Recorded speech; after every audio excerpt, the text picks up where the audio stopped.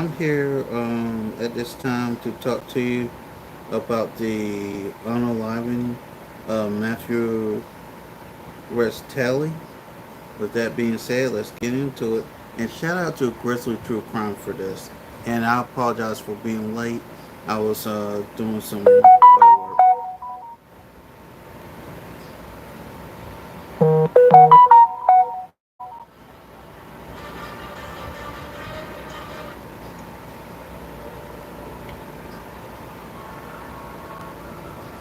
Please note that this content is for educational purposes and for adults only. More details available in the description box.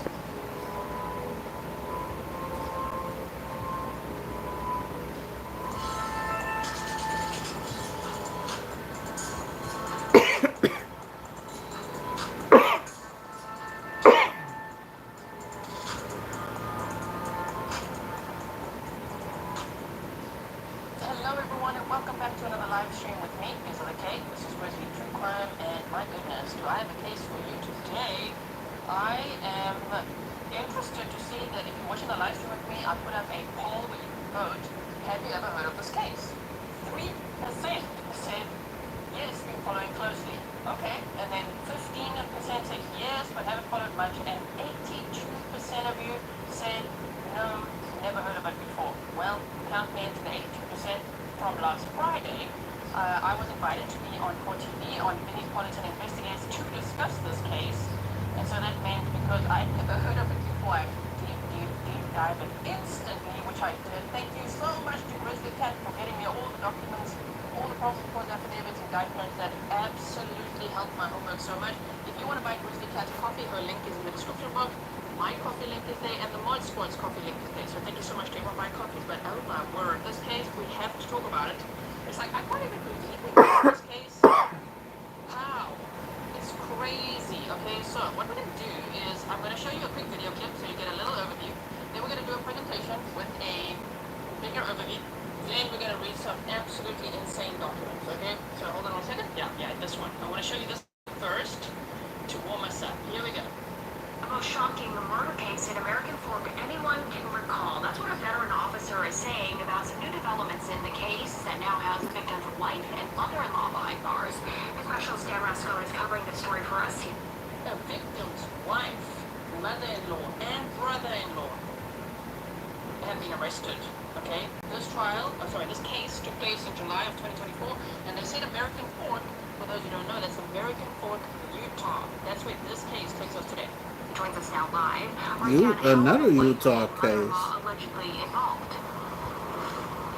According to police, the two helped lure 42-year-old Matthew Restelli here to this gated community where he was shot and killed. Now, they say this was a planned killing. They purposely brought him here in order to be able to do that, and they say he was just an innocent father thinking he was coming to pick up his family. Now, the murder of Restelli happened here inside this American Fork home. Police say it was just after 10 o'clock, the night of July 12th, when Restelli walked to the front door. You see that door? You see the door? It says pick your poison. Okay, it says pick your poison.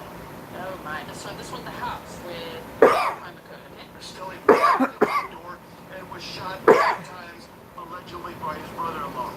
His brother-in-law claimed self-defense, but according to police, evidence at the crime scene showed otherwise. Police say they then started to gather cell phone records and other information, including an air tag that was placed in Restelli's truck in order to track it from California to Utah. The brother-in-law, 33-year-old Kevin Ellis, was arrested back in July. Well, last night, Restelli's wife, 36-year-old Catherine Restelli, and his mother-in-law, 59-year-old Tracy Grist, were arrested. This here almost mirrors the Lori Ballo Daybell case. Wait a minute, are these people Mormon? Hold on. Things have started not adding up, and the more our investigators looked into it, the more we were able to show and come up with a probable cause that Catherine and Tracy had conspired to lure Matthew here to Utah in order to kill him. I think that this might sound a little bit kind of like, the old Eagles, the Dan Markel case. Wait till you hear what these people were Googling. This wanted to be like the Adelsons, allegedly, based on what they Googled. This is a case where Uncle Google's gonna get you. Okay, and we're gonna go over all of it for a little while today, so make sure. And speaking of the Adelson case, that case is supposed to be going on this week. Um, am I gonna live stream it? Um, I don't know yet because the Young Dolph case was today too, and I want at least stream a day or two of that as well. I'll let you guys know. Sure. Okay, you like, share so other people can discover us and come and join the conversation. Oh my goodness. Investigators say Restelli and his wife and 2 children live in California, and the 2 were having marital problems, so his wife came to Utah to stay with her mom. They say he thought he was coming to pick up his family to return home. Police say the 2 children were inside the home at the time of the killing. According to police, the motive here behind this was that the wife wanted a divorce and it was going to take too long. So this is what happened. They say police, that's what police are saying. Both of them are now behind bars at the Utah County. As it should be. What the wife wanted a divorce, but she decided, nah, it's gonna take too long. Mm-hmm. So then you conspired to kill your husband? Now, let's go over this. Then we look at the documents. So this is the first victim. Now we're going to do a layer of information, and then just wait until we get into the documents. So, Matthew Restelli is the victim in this case. And he was born on May 4th of 1982 in Houston, Texas, to Diane and Thomas Restelli. He loved the outdoors, fishing, mountain biking, walking trails, and he married Catherine Restelli in 2017. They had 2 children together. On July 12th of 2024, Matthew was shot at his mother-in-law's house in American Fork. His children were 3 and 5 years old at the time.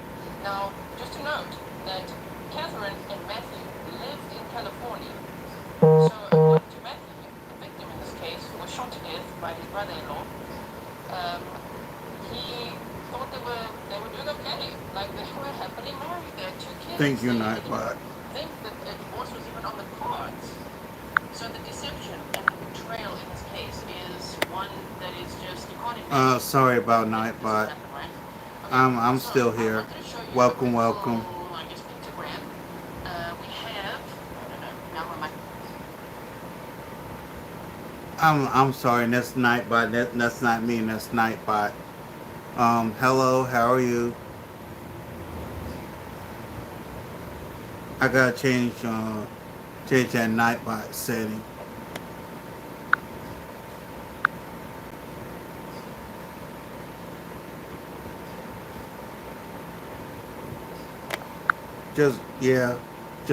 Just be careful with Nightbot.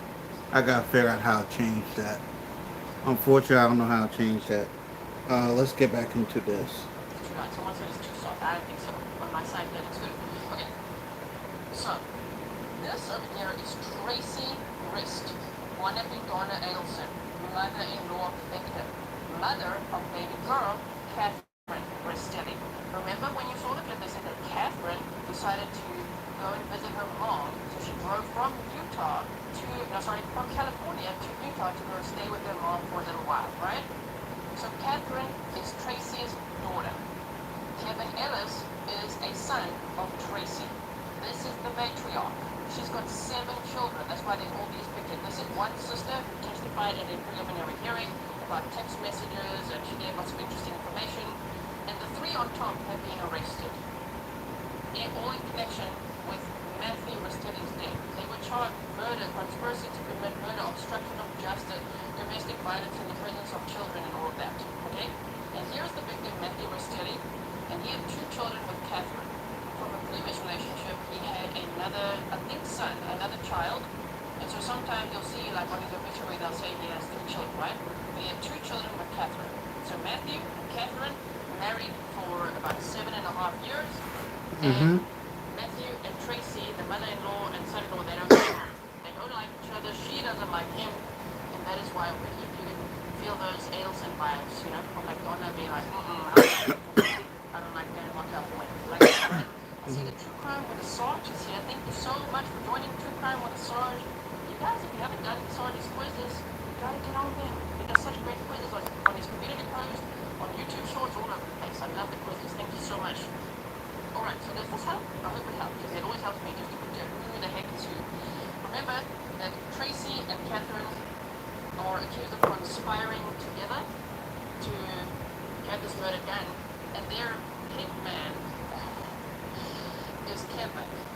as in Tracy's own son, as in Catherine's own brother. So I think that this family thought they're going to one-up the Edelsons, and instead of involving a hitman, maybe that they thought was too risky, they're just going to use their own family members. Now, I must already add that Matthew Restelli, she surprised everybody by pleading guilty. 2 lesser charges, but very serious charges: murder, conspiracy to commit murder, all of that, all the big ones. She pleaded guilty to those, and will, very likely, she's expected to testify against her mother and brother. So with her, I don't really have to say allegedly, because she's admitting to it. The other 2 are going to be on trial. They say it should be January of 2026. But you know how it goes. Things could get delayed. But for now, put in your diary, pencil in January 2026. So we will be so ready for that trial, okay? Now, Matthew and Catherine had been married for 7 years, 7.5 they say, but were allegedly experiencing marital difficulties. Catherine said it was financial challenges and claimed that Matthew was verbally abusive, but then later told her friend, nah, he was actually never abusive. Now, Matthew's mother noted that Catherine was the one with anger issues. On June 20th, Catherine and the 2 kids traveled from their home in California to American Fork, Utah, to stay with her mother, Tracy, for a while, without informing Matthew. So, Catherine decided, you know what I'm going to do? I'm going to put the 2 kids in the car, okay, and I'm going to go. I'm going to my mother's house, and I'm going to tell my husband. I mean, that's already so horrible. What horrible abandonment. And the guy had no idea. He was like, wow. Like, he got home and he was like, wait, what? Did you guys leave me? Like, what's happening? And she's like, oh no, I'm just taking a breather. I'm just with my mom for a little while. So Catherine was concerned about custody laws, as she had taken the children across state lines without Matthew's permission. So she Googled a bunch of that, and we're going to get into that later. She consulted a divorce attorney who advised her to file for divorce in California, which left her feeling helpless about retaining custody. So she thought she could, based on everything seen from the documents which we're going to go over, she could pack up the kids, go to Utah, and then that's it. File for divorce there and never see her husband again. I mean, really won't. Very juvenile as well. Her plan is just so dumb, okay? So before Catherine departed California for Utah, she put an air tag in Matthew's truck. Now, I've heard various stories about how this air tag ended up in Matthew's truck. One would be that Catherine deliberately put it in his truck because he didn't know about it. Another one was that Catherine got one of her sisters to put it in Matthew's truck in California. However it happened, there was an air tag, an Apple air tag, which is a little device that tracks your location, right? So if you have the air tag and family members add you with the app to track the air tag, they can see where you are at all times, right? Okay. So, the whole family, Catherine's whole family was tracking him. He didn't know. Okay, The so whole there's a little family? screenshot from some documents that we can go over later as well, which says Matthew's truck with a California license plate was found in front of the residence where he was found deceased. A record search of this California license plate showed that Matthew Restelli was the registered owner of the truck. A search warrant was granted to search Matthew's truck. On the 18th of July of 2024, detectives searched Matthew's truck and an air tag device was found in Matthew's truck. This air tag was found in a cloth storage drawer, which was resting on the passenger side front floorboard of Matthew's truck. The air tag was found at the bottom of the drawer, which was filled with random debris, including paper, receipts, magazines, snacks, and rings. Based on the location of the air tag, detectives observed that it would have been difficult to find if you were not looking for it.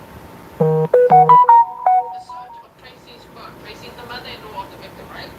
Catherine's mother. So a search of Tracy's phone and the wife, Catherine's iPad, showed that Tracy, the wife, and the shooter all had shared access to the air tag device to be able to monitor it. Now keep that in mind. Remember that these 3 are claiming for self-defense. That here arrived this estranged husband, and he just like burst into the house with a knife and like, we didn't know, but like you did know because you were tracking him with an air tag and all talking about the exact time that he would arrive. So the air tag was labeled truck, and the poop emoji was also displayed next to the title truck on the air tag. Oh my word. So yeah, Catherine, mother, was running by this air tag. So it sounds to me like Catherine and her mother and brother picked a poison, those three. They seem to have told the other family Tracy's got 7 children, so there's other brothers and sisters. They were telling the other grown-up children that, oh, this Matthew guy is like very unstable, he's very abusive, and he's like so angry, and we don't know what he's going to do if he comes over here, because everybody was tracking him, which I find kind of weird, right? But they were all like, oh, Super weird. Is he going to be here? Wow. So, but this really, Welcome, this welcome. is just how you claim self-defense when you're tracking the exact moment he's going to arrive. And other factors. Matthew had no idea that Catherine was looking into divorcing him. He asked Catherine if she left him, and she reassured him. And she was saying, I love you, while he was on the way, but she reassured him she was just taking a breather for a few weeks. Catherine then started going on dates. So while she's reassuring her husband that she abandoned in California, and he's dying to see his kids, he's like, where's my wife? What is happening? He's continuing to work. She's going on dates. She's Googling how to tell a guy you're on your period. She's Googling how to get rid of hickeys. Like, we're going to look at some more of the disgusting Googling. But yeah, she's going on dates, and her mother's like in full support of all of this. Okay, allegedly. Okay, so anyway, so she was texting her mother, her brother, and friends about the pickle that she was in if she wanted to divorce Matthew. She's like, oh my word, she's not going to be as easy as I thought. She's also telling friends on Discord, on FaceTime, all over the place. She's on dates, you know, and all this stuff. Now, Tracy, Kevin, and Catherine allegedly started conspiring about ways to solve this little problem. Seeing that divorce was going to be so difficult, how else could they solve the problem? To have Catherine there, to have the grandkids there, and just be rid of that guy, right? And their best bet was then, yeah, to get rid of Matthew. Their plan involved luring Matthew to Utah, which proved more difficult than they thought. We're going to get into the details of why.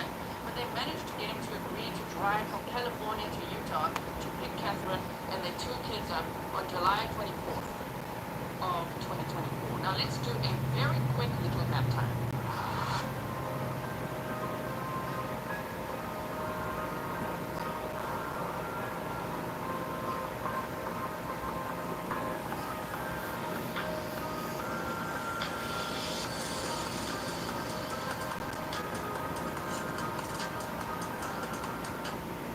Okay, and we are back. Let's make this a little bit smaller, like this, shall we? Hold on 1 second. Okay, we're in the arena. We can just focus quickly on the map. I just want to show you the distance. Like, holy crap, it's 9.5 hours. It's not a short drive. I mean, hello.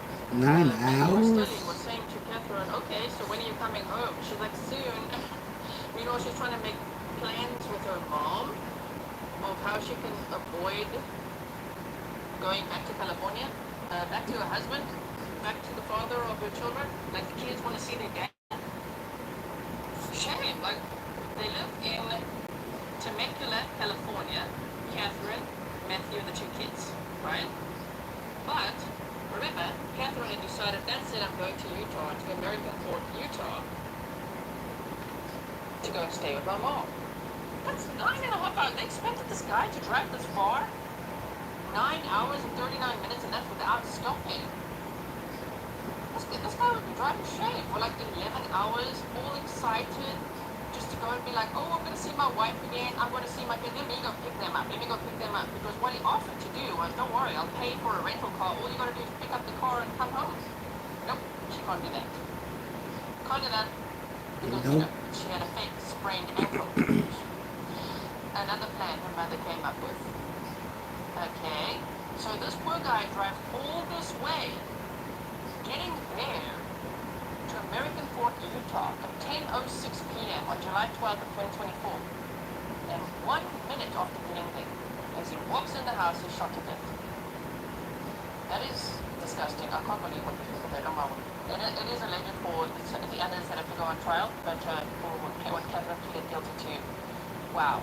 Okay, so we've got the AirTag information, and we know that he drove from California to Utah to pick Catherine up and the 2 kids. That was the plan. And he was okay with it. But that is some commitment. That is amazing that he's like, it's okay, I'll drive like 11 hours. You know, I mean, including stopping for gas, stopping for snacks, all of that. That stops, right? On July 12th, 2024, Matthew made his way from California to Utah, excited to see his wife and kids again after missing them for 3 weeks. He arrived at 10:06 p.m., no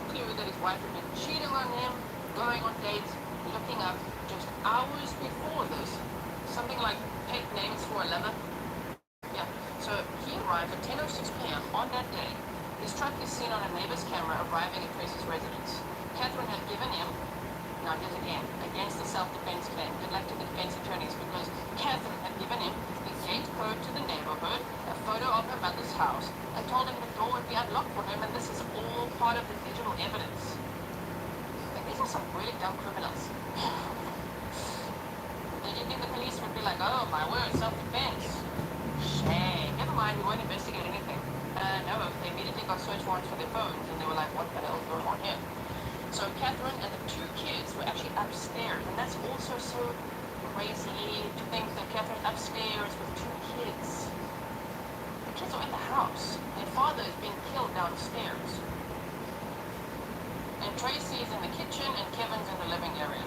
So apparently when you walk in the door there, to the left, very to the left is the kitchen, and very to the right is the living area. And yeah, Tracy's apparently in the kitchen, and Kevin is in the living area, armed.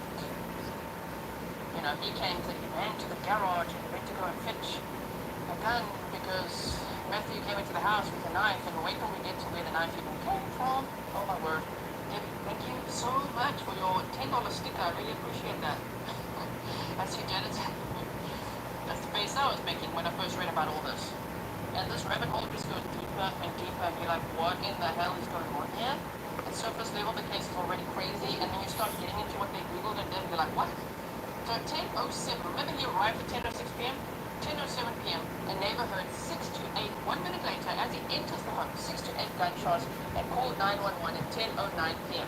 Why the 2-minute delay, one might ask? One might not, because that's pretty quick. But that neighbor tried to call Tracy, Give back tried to a call people in second. the home, and got no answer. So then that person, the neighbor, decided, oh, hell no, I'm calling 911. They called 911. Tracy, the mother-in-law of the victim, decides, oh, okay, let's just wait a little while. Waiting. Now I'm going to call 911. She called 911 at 10:15 p.m. and she's completely surprised that, oh my word, someone else has already called. No way. What? Why would someone else call? Because they heard gunshots immediately. So she's surprised. When police arrived, Matthew was found dead near the entryway stairs with 6 to 7 gunshot wounds, mostly to the back. Most were to the back. How is that self-defense as well? Okay, 8 shell casings were recovered at the scene, and there was a knife in Matthew's right hand, and his shoes were placed neatly at the door. Now, when we read that piece here, you'll see that police believe the knife was staged. The knife belonged to the mother-in-law. That it was put in the victim's hand after he died. And there's very big reasons for that, which we're going to go over. Kevin and Tracy claimed that Kevin shot Matthew in self-defense, that he had come into the home, uninvited, wielding the knife, and seemed agitated. Agitated? Wielding a knife?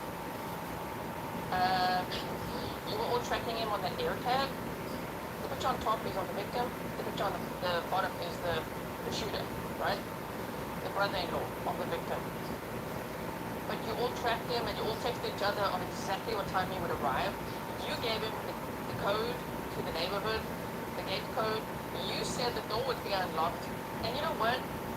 The victim told his wife, I don't want to come inside. I don't want to see your mom. I don't want to talk to anyone. I'm just going to drive there, pick you up, and we go. That's how badly he actually didn't want to go inside. Because think of how long he'd driven. And Catherine was like, no, you can come in and you can stay over. He says, nope, I don't want to stay over. I don't want to see your mom. I'm not coming in. So Catherine, his wife, said, just come inside because I've got very heavy things to like carry, and you can help me put it in the vehicle. And she lured him into the house. He eventually agreed to go into the house, and within 1 minute of setting foot in that house, he was killed. Thank you so much, Charles. Agent Grizzly, do you think Catherine will testify for the prosecution? Yes, I do. Yes, I do. That is what I was saying earlier. Yes, I think she's going to testify against her family members at the trials. So, let's review the probable cause affidavit. Discover the digital evidence that the police have already revealed that they have. Then we'll get back to this presentation, and you can see when they were all arrested. Kevin, the brother-in-law, arrested immediately, same day, charged with murder, conspiracy to commit murder, obstruction of justice, 2 counts of DV in the presence of a child, possession of firearms, firearm by a restricted person, and drug possession. In fact, we only have one more slide after this, so let's quickly do this, then we're going to dive into that PCA. Tracy, the mother-in-law of the victim, was arrested on October 29th of 2024, and she was charged with the same charges that her son was charged with. Also, murder, conspiracy to commit murder, and all the others. They have said the state alleges she purchased the gun, she acquired the knife, the suspicious search history, the text messages, planning the fake injury, and of course tracking the victim, Matthew Restelli. And then Catherine was arrested also the same day her mother was arrested on October 29th of 2024. She was charged with murder, conspiracy to commit murder, obstruction of justice, 2 counts of DV in the presence of a child. Same charges as her brother and her mother. Now, this is the thing. This is why this case is back in the news. Now, today is August 4th of 2025. But on July 16th of 2025, oh my word, Catherine pleaded guilty to a reduced set of charges. But she pleaded guilty to murder, conspiracy to commit murder, and felony discharge of a firearm. I'm back. Damn, those are some big charges to be guilty to. So the remaining charges, the obstruction of justice, and the 2 months of domestic violence in the presence of a child, were dismissed as part of the plea agreement. So it's not exactly a really great plea deal, right? Apparently she faces a minimum of something like 6 years and a max of life without parole. So yeah, okay.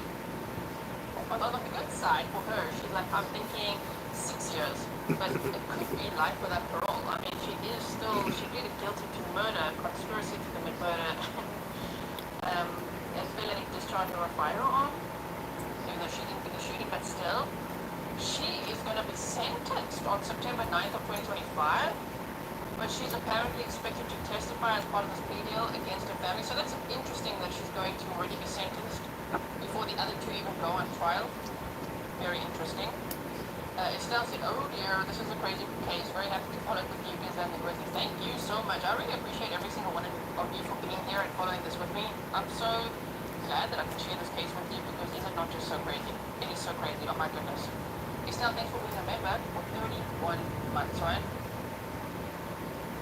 Alright, so she'll be expected to testify against her mother and brother during the trials, which are expected to take place in January of 2026.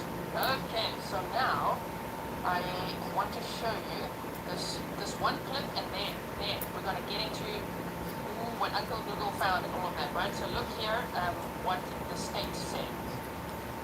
Phase 1 was to get Matthew to Utah. Phase 2 was to get Matthew inside of Tracy's home. Phase 3 was to kill Matthew.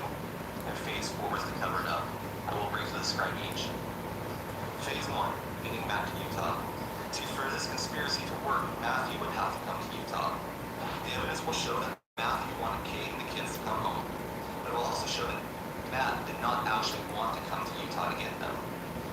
He tried various other means to get them to come home. He tried to rent a car for Kate. He then tried to just give Kate money so she could rent a car. But Kate and Tracy worked together to create lies and falsehoods. As to why that wouldn't work, the court will receive messages documenting those excuses. Kate continually and consistently worked to convince Matt to come to Utah, and not only that, to drive to Utah. And she convinced him to drive a very specific car, their truck. You will hear a phone call between Matt and Kate where she... That's important too. She also, the wife, convinced her husband to drive a very specific car. You drive the truck here. She needed him to drive the truck because she knew there was an air tag in it. And the entire family had to track his every move to know exactly when he would arrive and to know then when to shoot him, which her brother then did. Now the brother has said, yes, I shot him, but in self-defense. This case is not that they're not saying, no man, I didn't shoot him. The gun was right there. When the police got to the house, they said, Kevin, the brother said, yeah, I shot him in self-defense.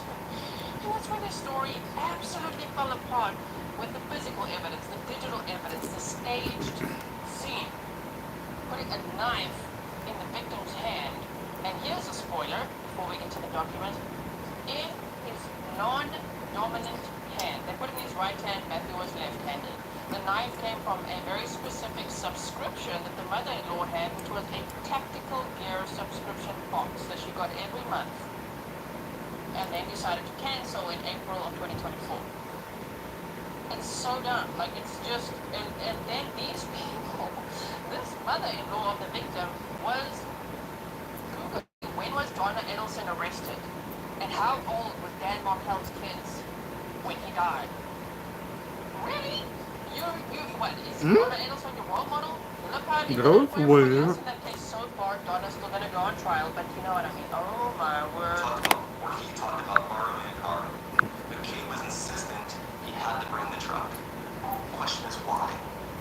Because an Apple AirTag had been placed inside that truck, buried in a bin of trash. An AirTag that Matt did not know about. Kate made sure he brought that truck because the AirTag would allow the Grist family, multiple members of the family, including Kevin, to track him on his drive. But even though Kate had convinced Matt to drive to Utah in the truck, the family could track him, there was yet to be another problem. How would they get Matt to come to the house? See, the phone calls between Matt and Kate the court will receive today will show that Matt had one purpose. He was there to pick up his little family and go back to California. He even stated he didn't even want to go in the house. He didn't even want to turn off the truck. He just wanted to wait outside for them to come out with their bags. He would load them up and they would start to drive. See, one reason Matt didn't want to go inside the house is because he and Tracy, to put it fairly or nicely, just didn't get along. In fact, on a June 6, 2020, she said, quote, Matt made it so I want to kill him. He straight up lied. I'm gonna kill him. Despite that fractured relationship between Matt and Tracy, over multiple phone calls and messages with Matt, Like, share, subscribe, please. Like, share, subscribe. be okay to enter the home. She told him the doors were unlocked.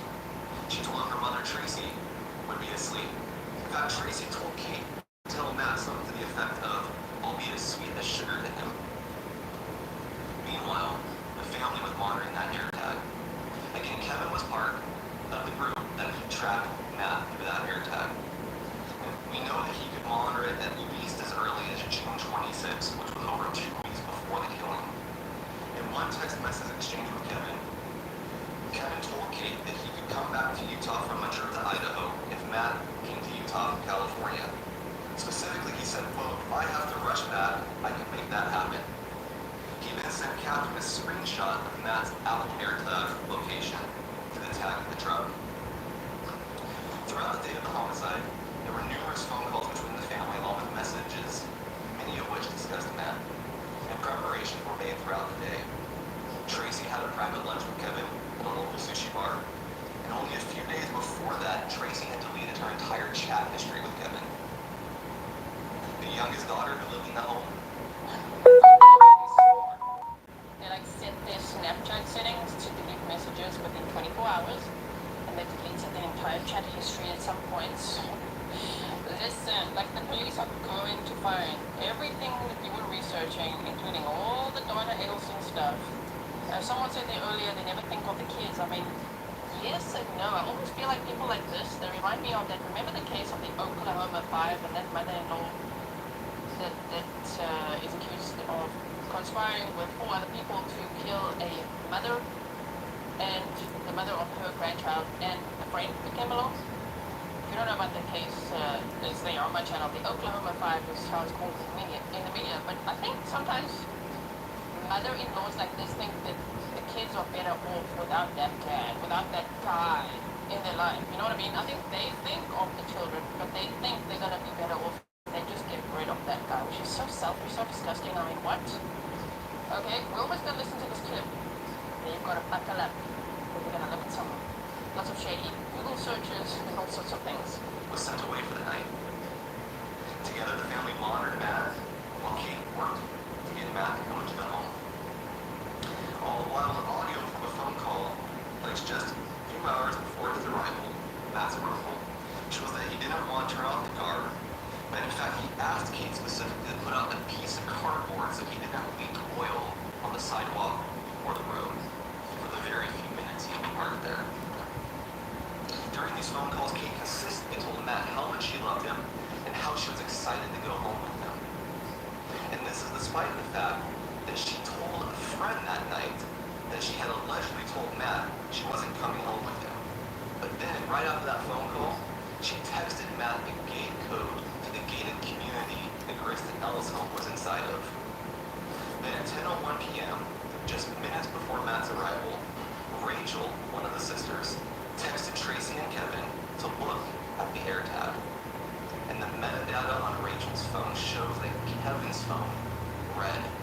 message. We move to phase 3, what the state alleges is an ambush. Matt entered the gated community, and a neighbor's security camera observed Matt's truck pulling up to the GrizzlyTrueCrime's home at 10:06 p.m.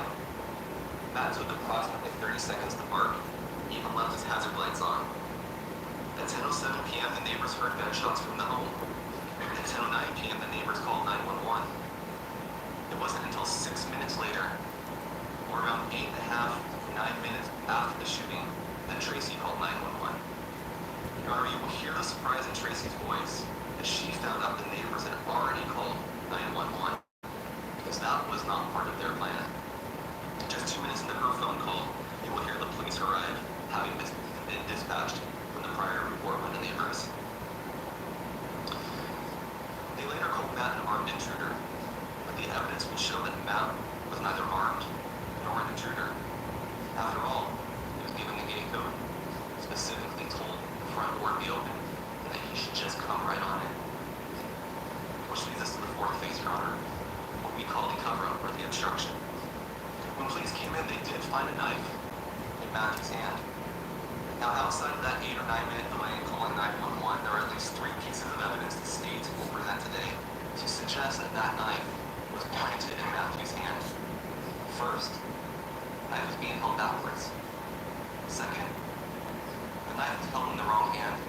See, the knife was found in Matthew's right hand, but Matthew Restelli was left-handed. Oh man, what an oversight from these. You know what I mean? They're like, ooh, you know what we're gonna do? We're gonna put this tactical knife in his right hand. Wrong hand, knife facing backwards. And then, And third, there was a bullet hole in the wrist of Matthew Restelli's forearm, or the wrist and forearm come together. A bullet had perforated an ulna and severely damaged the muscles that provide deflection and tension in a grip. Your Honor, you will watch the body cam of the 3 co-defendants and be able to observe numerous inconsistencies. You'll hear about the connection between Tracy and a company that supplies the exact type of knife that was found in Matthew's hand. You will hear that on June 16th, 2024, Tracy Google searched Utah shoot again. And you will hear that.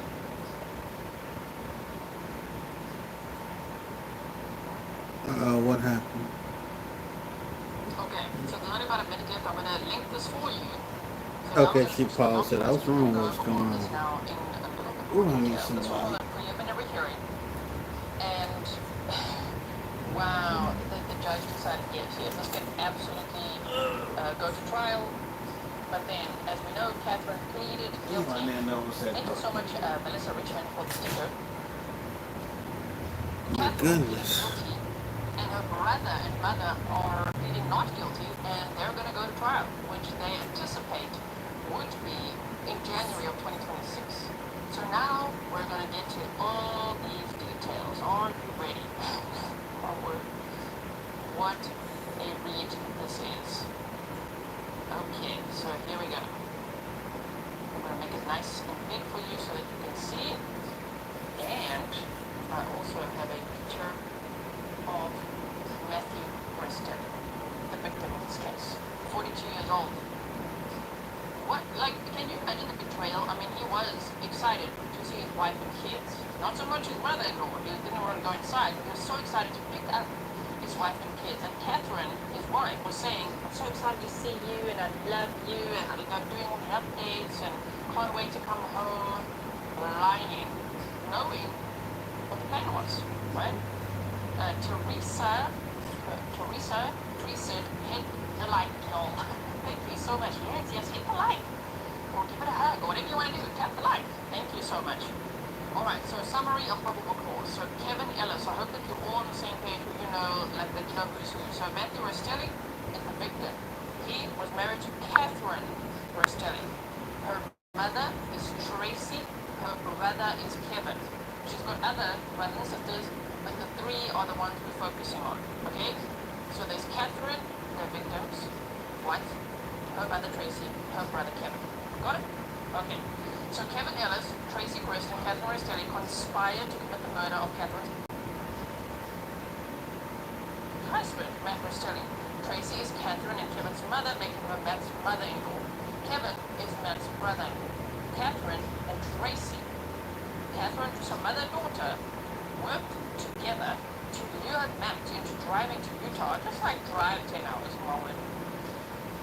And then entering Tracy's house where Kevin was waiting, armed with a handgun. Almost immediately after Matt arrived, Kevin shot and killed Matt, who was unarmed. Catherine, Tracy, and Kevin then planted a knife in Matt's hand in an attempt to make it look like the shooting was in self-defense. Probable cause. The shooting and initial police contact. On or about July 12th of 2024 at 10:06 p.m., Matt arrived at Tracy's duplex home in a gated community in American Fork, Utah.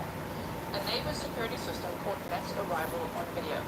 At 10:07 p.m., KL, who lived in the duplex, so that's the neighbor connected to Tracy's duplex, heard 6 to 8 gunshots coming from Tracy's Wait a minute, side. 6 to 8? KL. Most people, if they get an intruder, usually fire off 3 or 4. 6 to 8 tells me you wanted this person up out of here.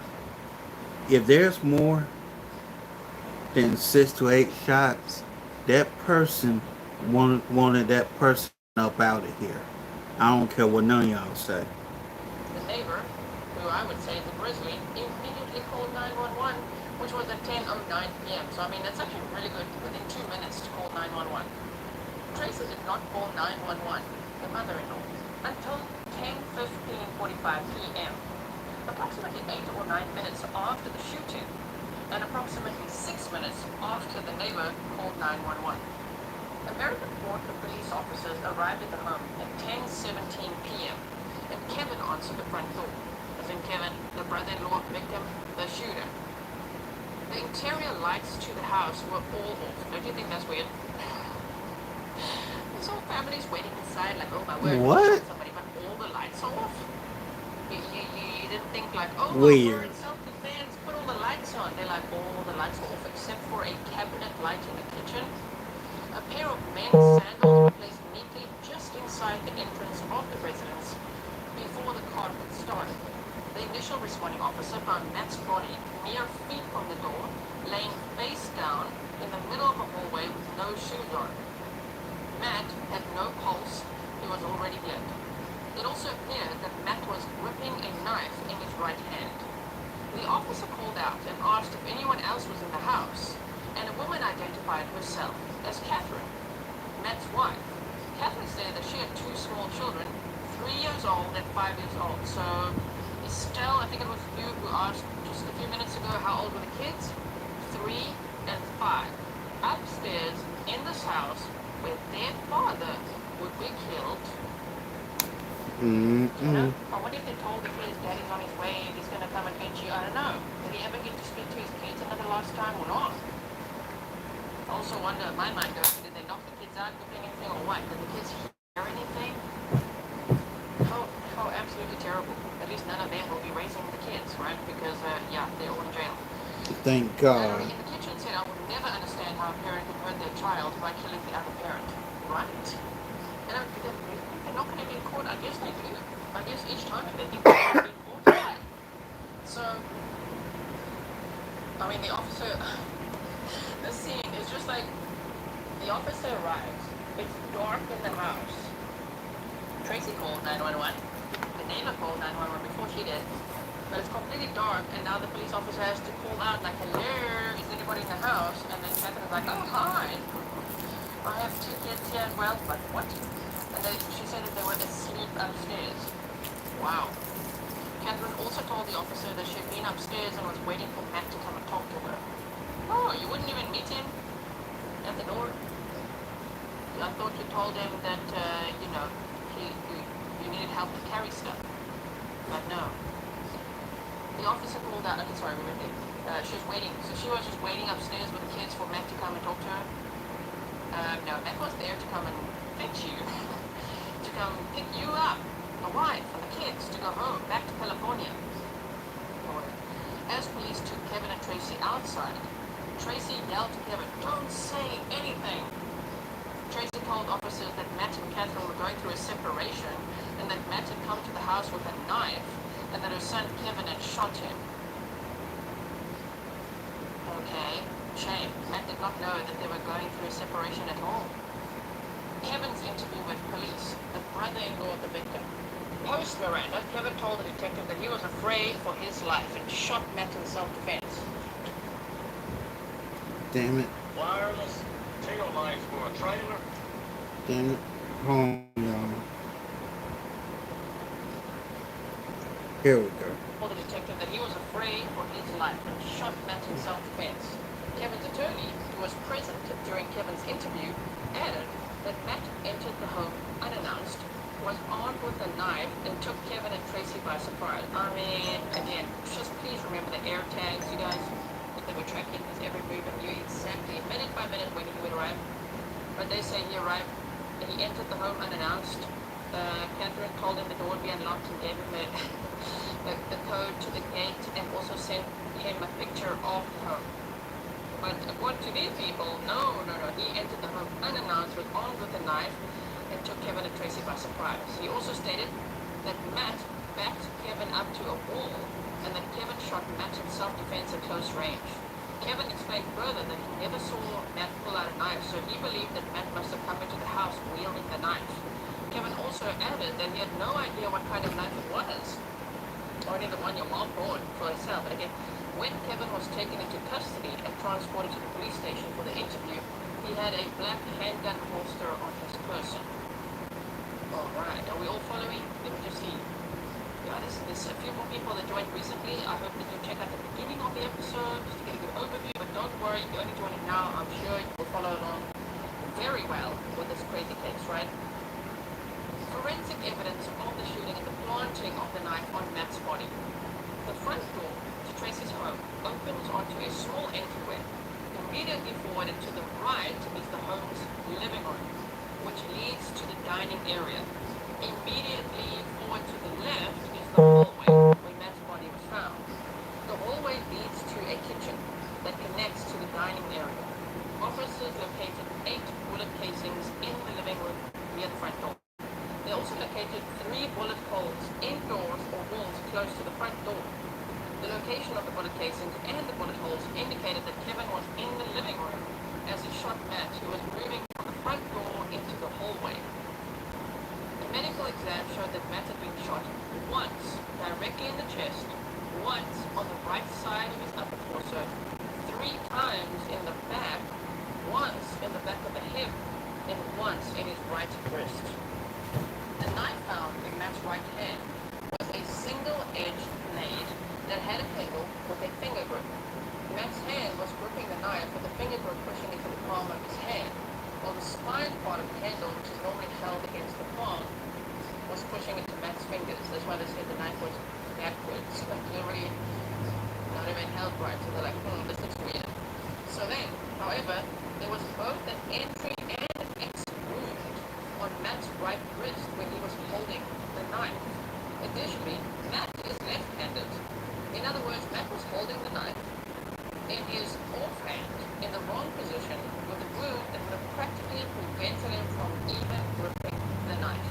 Taken together, the physical evidence indicates that the knife was planted in Matt's hand after the shooting. So other documents also say that he was wearing a long-sleeve shirt, so the people who were accused of staging the scene didn't see that would make no sense. That there's actually a bullet hole in his wrist to the point where he would be able to grip the knife himself. You know what I mean? Okay, so search of Kevin's bedroom, the brother-in-law of the victim. Officers searched Kevin's room, and on the nightstand found Kevin's identification together with the rolled-up $1 bill that field tested positive for having cocaine on it. Additional statements made by Tracy. I'm not surprised. Post Miranda, Tracy said that she knew that Matt was coming to her home and that he would be arriving a little after 10 p.m. Oh, you already gonna throw your son under the bus just like that? But anyway, Tracy said she was sitting at the kitchen counter, and the next thing she knew, Matt was in the kitchen and said, "Hi." Tracy stated Matt appeared agitated and that he began to walk away, asking if Catherine was upstairs. Tracy said yes, but Catherine would come down. Tracy stated she then heard gunshots while she was still sitting at the kitchen counter. In the dark? You're just sitting there? Oh, hi. He seems agitated. Next minute, there's 8 gunshots, and you take how long now to call 911? Okay. She then ran into the hall and saw Matt lying face down. She stated that she went upstairs to tell Catherine not to come downstairs, and that she, Tracy, then called the police. Okay. KT says it's getting wilder and wilder. I mean, we're going to get to, you see when it says electronic evidence? Oh my, that part of this document, wow. We're on page 6 out of 11, just so that you know, okay? I'll be back in a second, y'all. Hold on. What was she doing? Knowing exactly when he would arrive, but then like, oh my word, there he suddenly was. Fine. As if he would even walk in and want to greet her first. I know it's her house, but the two of them, they didn't get along. You know what I mean? That's exactly why Matt didn't want to go in the house. He didn't want to see his mother. Now, Catherine told officers. So Catherine is the wife, right, of the victim. So Catherine told officers that she and Matt lived in California and they had been struggling financially, and that Matt had been verbally abusive. She said that on June 20th of 2024, she took their 2 children and drove to American Fork to live with her mother. Now remember, she packed up the kids and drove to Utah from California on 20th of 2024. Matt was shot on July 12th of 2024. So in all that time, there's quite a bit of thinking being done, which one might call alleged premeditation. Okay, so she drove to American Fork to live with her mother while Matt stayed in California, even though he had no idea.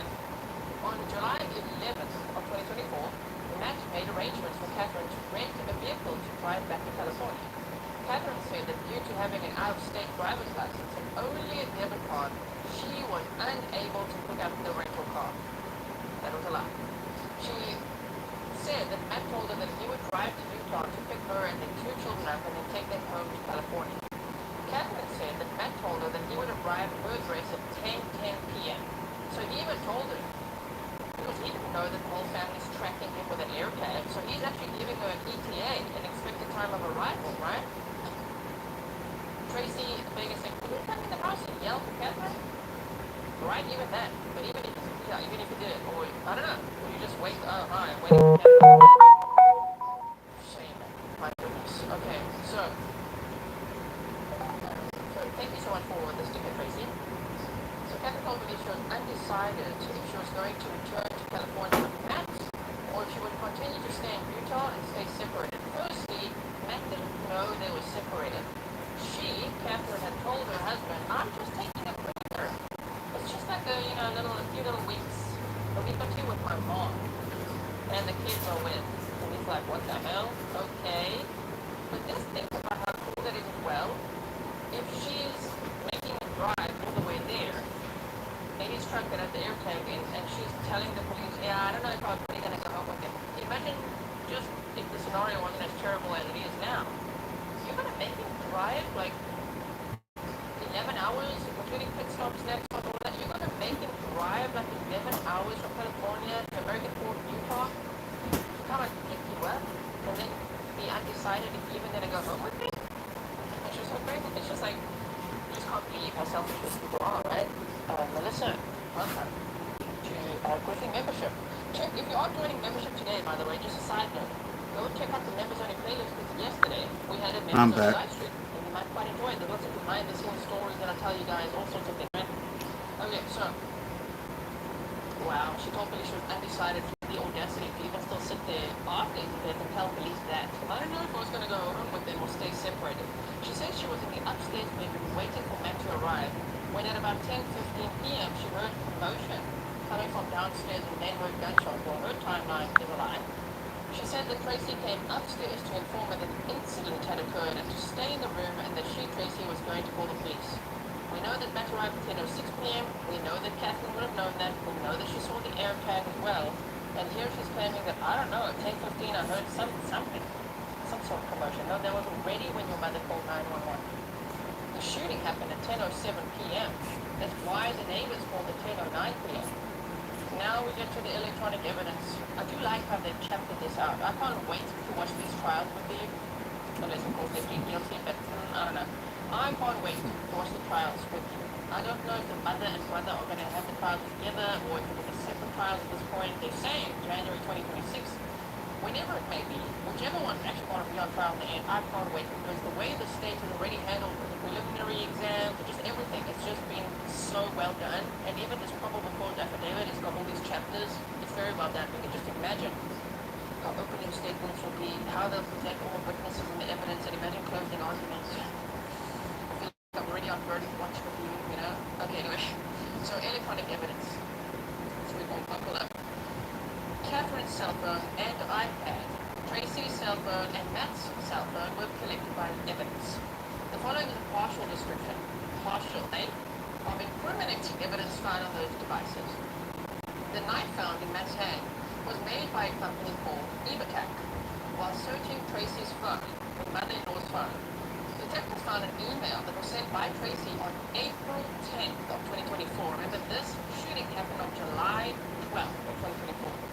So, way back, April 10th, not way back, but just a few months prior, April 10th of 2024, Tracy, the mother-in-law, sends an email to support@mytacticalpromos.com. In the email, Tracy asked the company to stop sending a subscription for tactical box mystery gifts to a certain friend of hers. Tracy was at that friend's house in California from April 2nd to the 14th of 2024, helping the friend move into an assisted living center. A detective found a video connected to mytacticalpromos.com that showed the unboxing of one such tactical box. Inside the box shown on the video was what appeared to be the exact model and color of the knife that was in Matt's hand. I mean, no, stop it. Just stop it. You're going to plant a knife in the victim's non-dominant hand after he had also been shot through the wrist, which makes it impossible for him to grip. The knife will also be planted backwards, and the police can trace where the knife came from, which is a subscription box of the mother-in-law's. Can you imagine being that police officer? And then you're like, okay, wait, let me just have a look. Let me look at these emails, My Tactical Promos. Go to YouTube, maybe, look at My Tactical Promos, and there's an unboxing. And you're like, damn it, that's the exact same knife that was found in the victim's hand. Oh my word.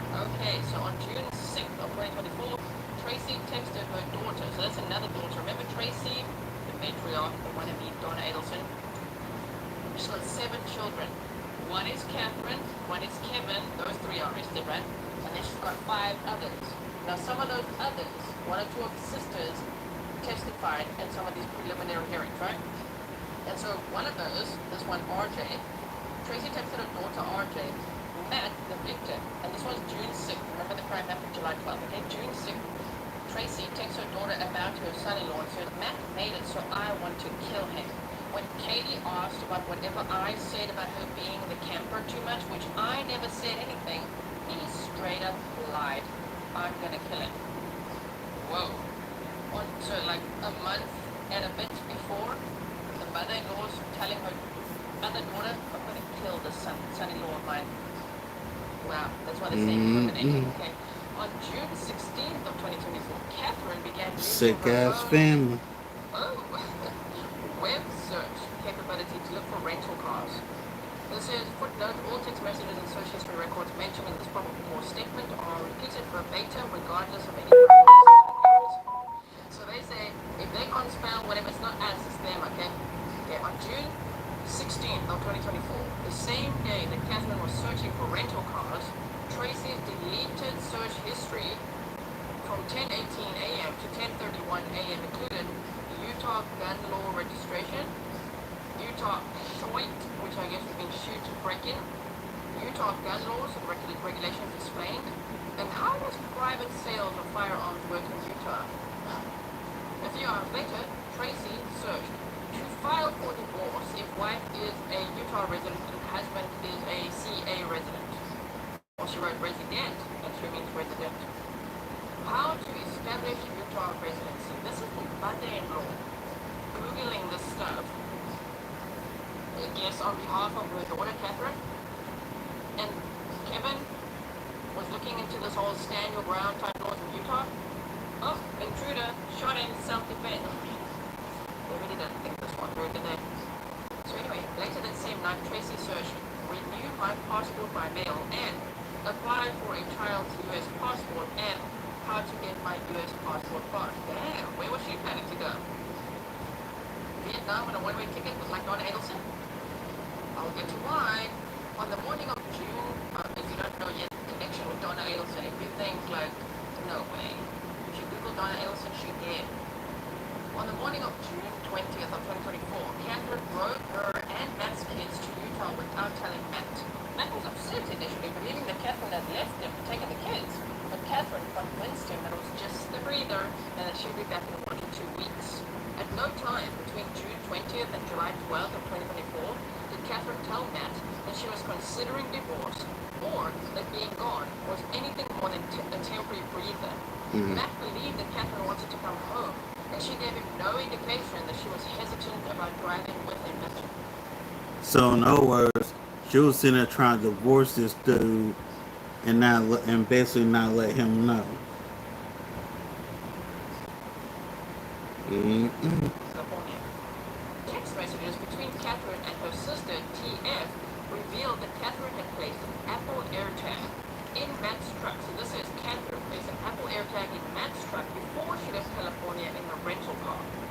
Text messages on Catherine's phone showed that Catherine, Tracy, Kevin, TF, and another sister, RJ, all had access to view and track the Apple's AirTags and by extension Matt's truck location.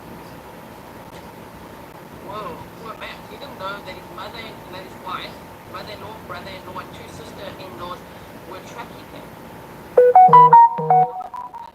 He drove all that way excited to see his wife and kids. I mean, it's just, and then suddenly you walk in the front door and you're killed. I mean, it's just, oh my word. On June 24th, okay, Catherine changed her chats with her brother Kevin on Snapchat to be deleted after 24 hours. Smart, huh? On June 26th of 2024, Kevin texted Catherine, the tag is still active. If I have to rush back, I can make that happen. Kevin then sent Catherine a screenshot of Matt's Apple AirTag location. On June 27th of 2024, Tracy, the mother-in-law of the victim, conducted a web search for American Fort Cemetery and Alpine Cemetery. Well, that could just be why are you searching that? On July 7th of 2024, Tracy deleted her chat history with her son, Kevin. That's 5 days before the crime. On July 9th of 2024, Catherine texted her sister that she, Catherine, had a date the night before. Okay. What? She's married, she's got 2 kids, she's staying with her mom, she's taking a breather. Her husband has no idea, and she's telling her friend, I had a date last night. On July 11th, Catherine made a phone call to a divorce lawyer the day before Matt was murdered. On that same day, a friend of Catherine texted Catherine, what happened with the lawyer? Catherine responded to the friend, it doesn't look good. The friend responded to Catherine, can you talk? Catherine responded to the friend, I'm still processing that it sucks. Catherine also responded, I just have to establish residency. Matt expects me to be driving home tomorrow. He reserved a car. The friend responded to Catherine, do you think you'll drive there if you don't come home? Catherine responded, the lawyer said I'm in a tough spot. On that same day, another friend texted Catherine, how did your attorney meeting go? Catherine responded, honestly, I'm effed. The friend responded, how so? Catherine responded, just done CA law, I just feel hopeless. The friend responded, so you have to stay at CA, huh? What are you going to do? Catherine responded, I don't know, I'm still trying to process it all. The friend responded, so you can't leave the States, huh? Matt probably knows, made it so that you're screwed. I mean, no. No, Matt didn't do any of that. Matt didn't even know. Matt didn't even know that his wife wanted to keep him. Like, what? She's making up that he's verbally abusive, but then Catherine's bragging to friends, yeah, I cheat on him all the time, online and in person. We're going to get to that. But, okay, she's looking up a divorce attorney, she's going on dates, and Matt has no idea he's home alone in California missing his wife and children. He will drive all the way to Utah just to get them. On July 11th of 2024, Tracy searched. There you go, everyone. When was Donna Adelson arrested? Donna Adelson is a woman charged with hiring a hitman to kill her son-in-law. So for those of you who might not know about the Dan Markel case, and then Donna Adelson will be on trial.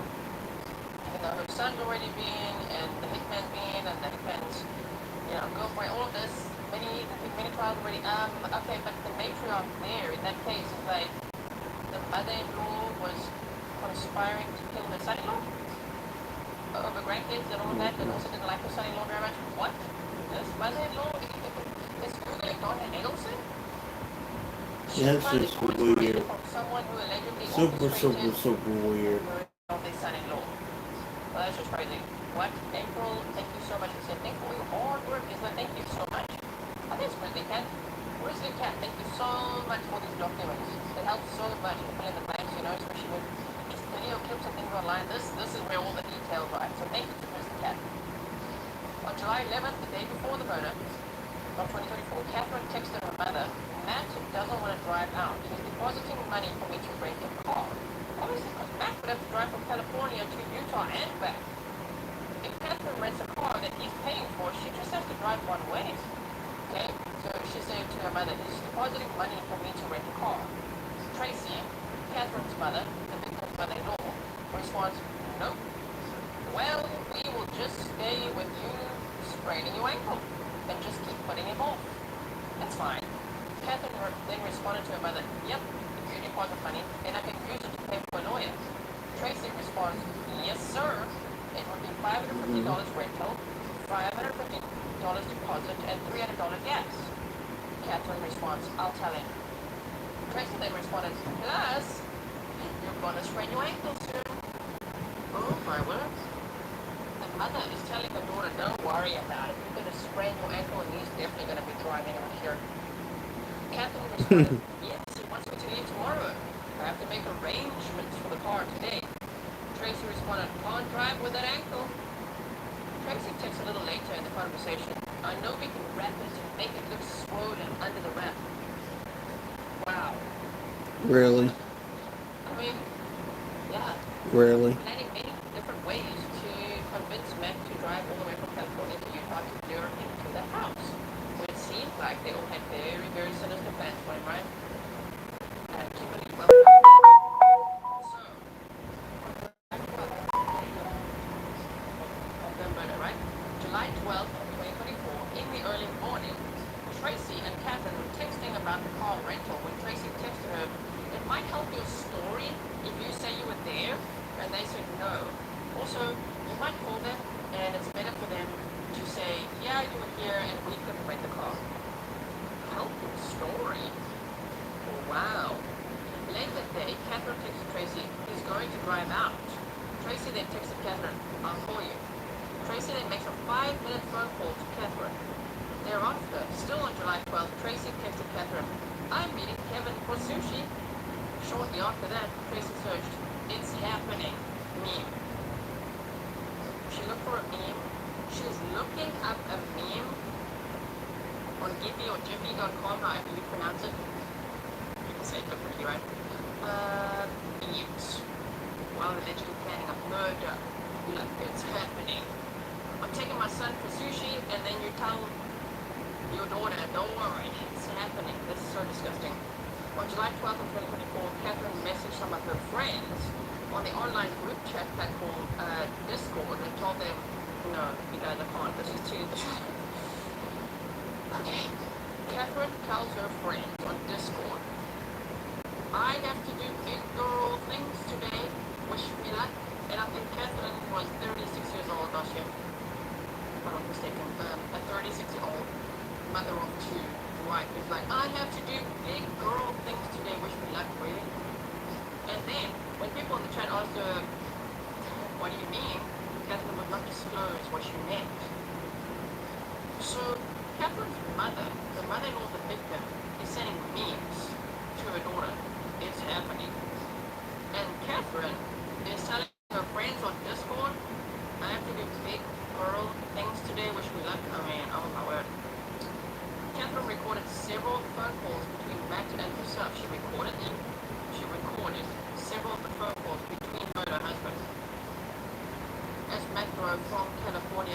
Utah on July 2024. Did she think this would help? Okay, so see, I recorded the call. We said we love each other.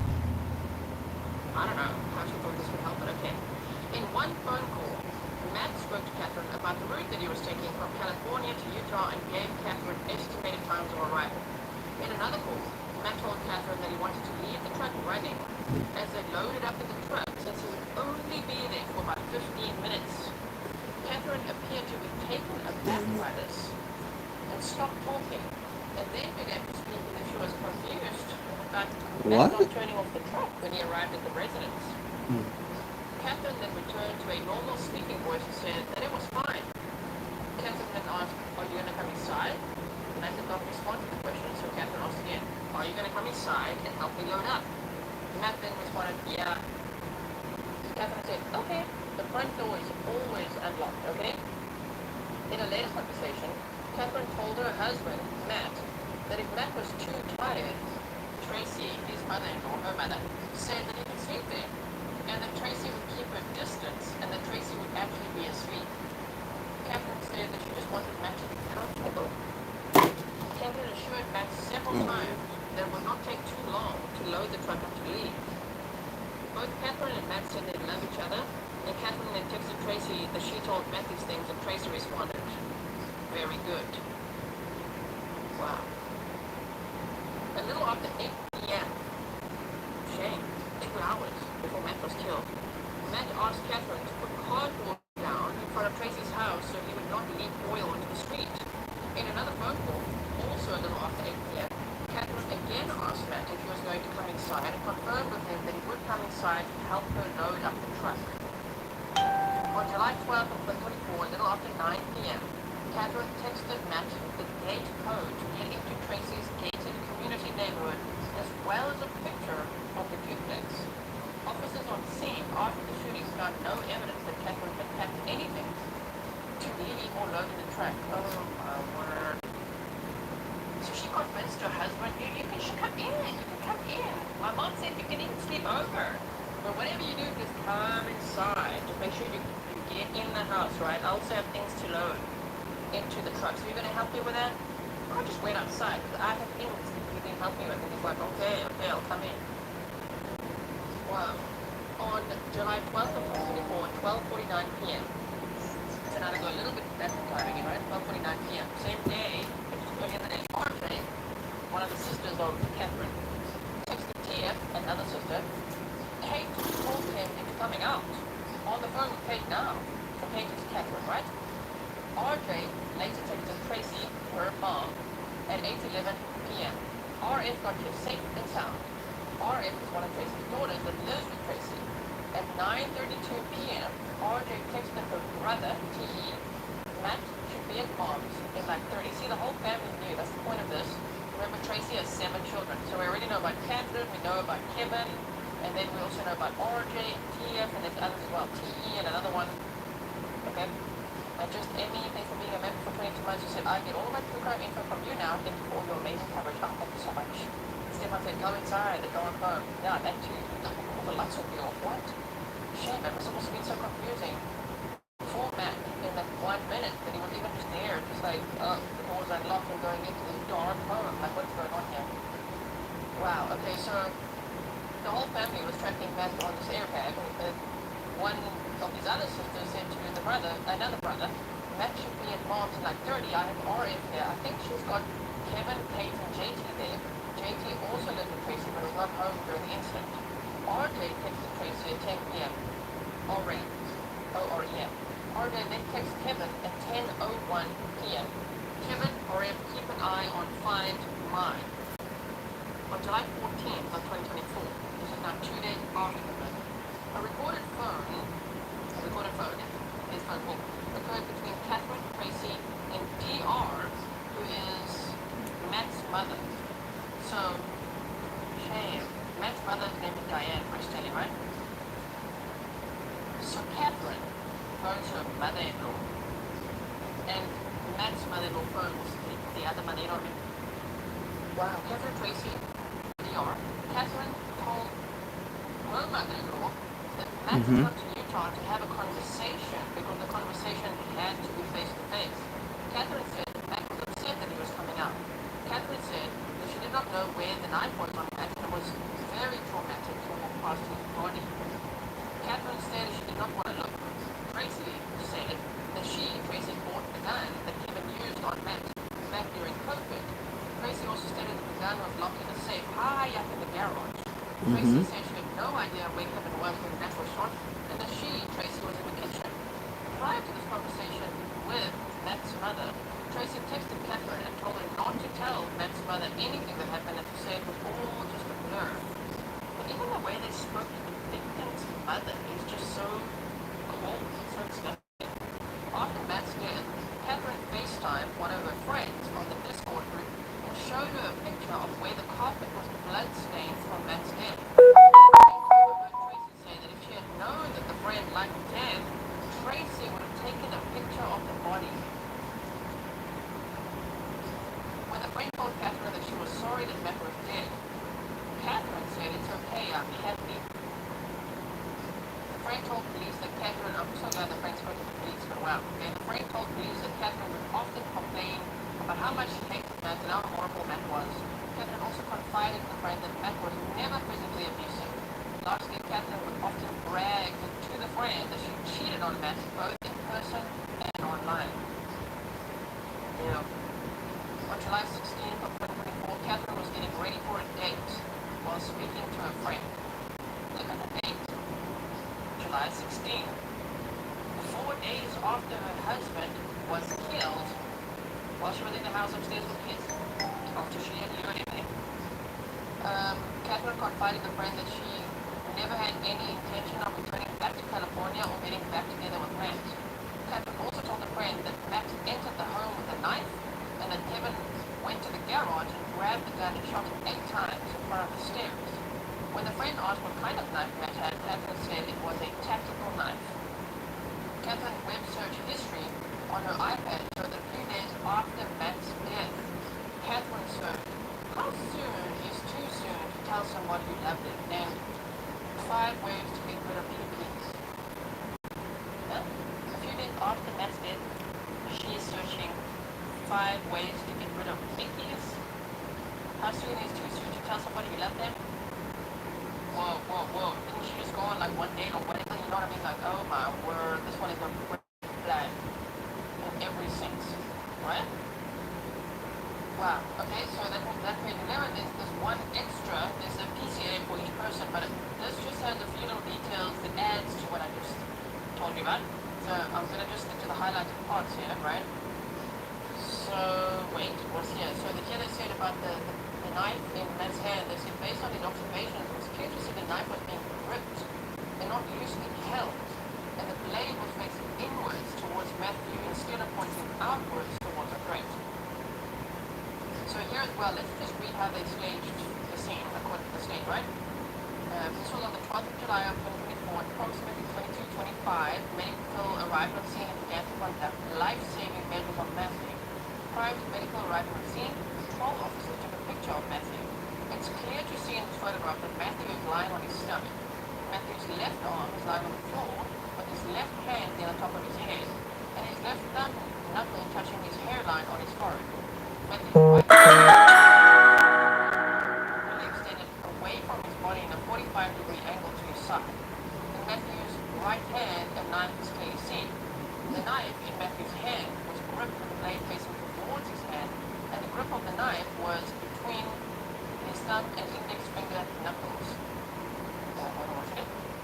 The knife was gripped with Matthew's right thumb wrapped around the knife and in line with his other 4-finger knuckles. Matthew's index, middle, ring, and pinky finger were gripped around the handle of the knife with the pads of these fingers touching his palm. Based on these observations, it was clear to see that the knife was being gripped and not loosely held. Also, the blade was facing inwards towards Matthew instead of pointing outwards towards the throat. And then they said, based on training and experience as a detective, I observed this picture and observed that it did not appear that Matthew was holding this knife when he was shot. It appeared that the knife was deliberately placed in Matthew's right hand after he had been shot dead. While speaking to the family of Matthew, detectives discovered that Matthew was dominantly left-handed. Detectives attended the autopsy of Matthew. During the autopsy, a bullet wound was found in his right wrist area. This wound appeared to be a bullet that had entered one side of the wrist and exited the side of the wrist opposite of the entry. The exit wound on the wrist was a circular shape with tissue and bone being forced out of the exit wound. The medical examiner confirmed that this was the bullet wound. Matthew was wearing a long-sleeve shirt when he died, and this wound was not observed by mortuary or people who like stage the scenes. Detectives found it reasonable that if someone were to place a knife into Matthew's right hand after he'd been shot, that the person also would not have seen the bullet wound in Matthew's right wrist due to his long-sleeve shirt. Thank you so much, Anne. Jay Blue said, I wonder what happened to Tracy's husband, Kate's father. That's a good question. I haven't heard anything about him yet. Shall I take some more? Now here as well, remember they talked about where the knife came from? They said this knife was a folded pocket knife with a blade approximately 4 inches long and a handle approximately 5 inches long. After researching the knife brand, detectives found that the company Evatac sold their brand to another company. They were discovered that My Tactical Promos put these Evatac knives into tactical mystery boxes that can be purchased from My Tactical Promos, and we know that they found an email that Tracy had sent to stop receiving those, right? Now, on the 15th of July of 2024, it says a report was made to the American Port Police Department. Remember the crime happened on July 12th, right? By a friend of the wife, Tracy's daughter. This friend reported that the wife herself had been in a friendship for 3 years. The wife and herself had been in a friendship for 3 years. And during the last year of their friendship, they spent daily in text message apps and video chats. The friend reported that on the 13th of May, 2024, she received a text message from Catherine, which read something to the effect of, I'm trying to wait. I just might murder Matt together. In hindsight, that's a red flag, like huge. Wow, and all these text messages of the other friends came forward as well, because they have even more evidence, right? Detectives searched the wife's phone and did find that on the 13th of May of 2024, Catherine did send a message to this friend, and the message said, I'm trying to wait. I just might murder Matt together. We already read about I have to read through things this morning which my life word. The wife's friend said that on the 13th of July of 2024, the wife called the friend and told her that Matt was dead. The wife then told the friend that Matthew was pepper-balled 8 times by her brother. The friend then expressed her condolences to the wife and said she was so sorry that Matt had passed away. The friend then reported that the wife told her, it's okay, I'm happy. Wow. The friend told police that the wife and herself were both in a social media group video call on the 13th of July of 2024, the day after the murder, when the wife told her online friends that her husband had died. After telling the group of people that her husband had died, the wife then showed the online group a video. The area of the residence where Matthew had died, including the blood left on the carpet after Matthew's body was removed from the residence. Like, can you imagine being in that friend group and then this person is walking around the house doing like FaceTime? They said it was FaceTime. On Discord, I guess. I don't know. But FaceTiming, video calling, and saying, look, yeah, this is where he died. I mean, does Catherine think that's normal? Because it is so not normal. The friend must have been like, what? I'm so sorry for your loss. She's like, it's okay, I'm happy. Wow. Now, let's go here. Detectives conducted a search of the mother-in-law Tracy's internet history and found the following searches. And I know searches, right? We like to see what you Google. So look at there. The 7th of June of 2024. How old were Dan Markel's kids when Dan was killed? Now remember that Donna Adelson is accused of conspiring with her son and the hitman and all that to kill her son.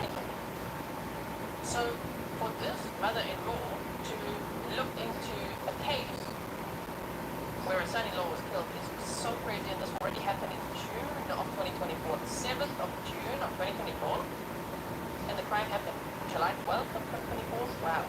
And also Kaylee McManawan, second trial, defense charge, Utah gun law registration. You can see the dates over here. Okay, I'm not going to read them all out. Utah short break-in. So yeah, shoot break-in. How does private sale of firearms work in Utah? How to establish Utah residency? To file for divorce if wife is a Utah resident and husband is a CA resident.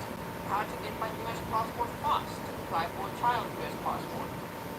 What if Mom passport state line visit and Dad didn't agree? What are the legal implications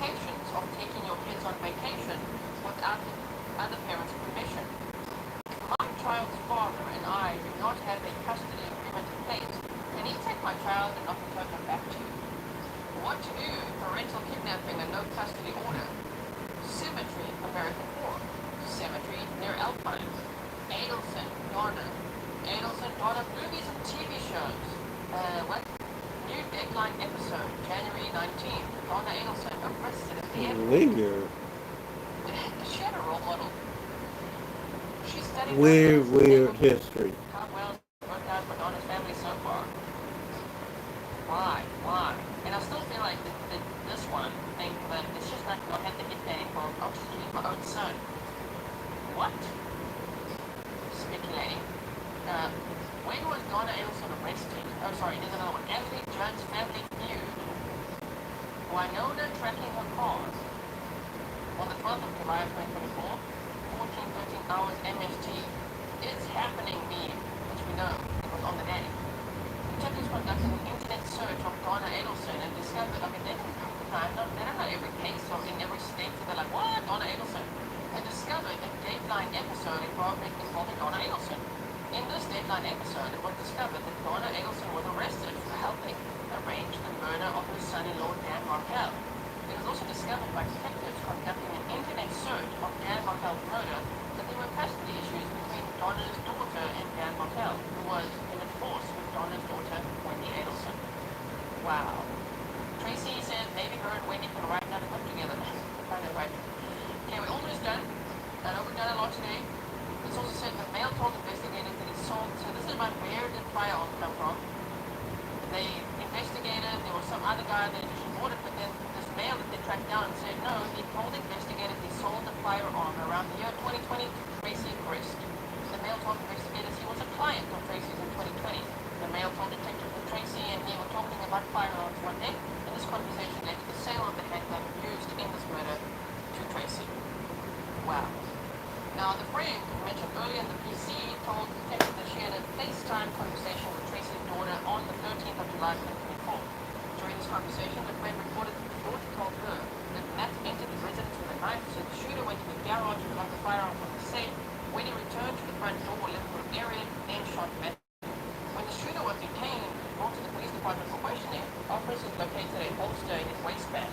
Based on the timeline of Matthew arriving at 22:06 and the reporting party hearing gunshots at 22:07, 1 minute later, detectives found it unreasonable that the shooter collected the firearm from the garage and then returned to fire upon Matthew. So, that's not happening. He was running up and down to the garage.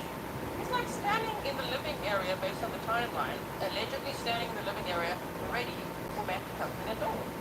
Right? On the 6th of June of 2024, Tracy texted one of her daughters, plus Matt made it so I want to kill him. We already read that, right? Okay, and let me just see with anything else. No, that's it for here. Now let me quickly just show you where Catherine pleaded guilty. Here she is. Murder, domestic violence, a second-degree felony, punishable in 1 to 15 years in prison. How do you plead? Guilty. As it pertains to count 2, conspiracy to commit murder, domestic violence in Utah, second-degree felony. How do you plead? Guilty. As it pertains to count 3, felony discharge of a firearm, domestic violence, a first-degree felony. How do you plead? Guilty. Thank you. I'll point to felonies voluntarily intentionally entered the police. I will receive the same, and I will dismiss the remaining counts.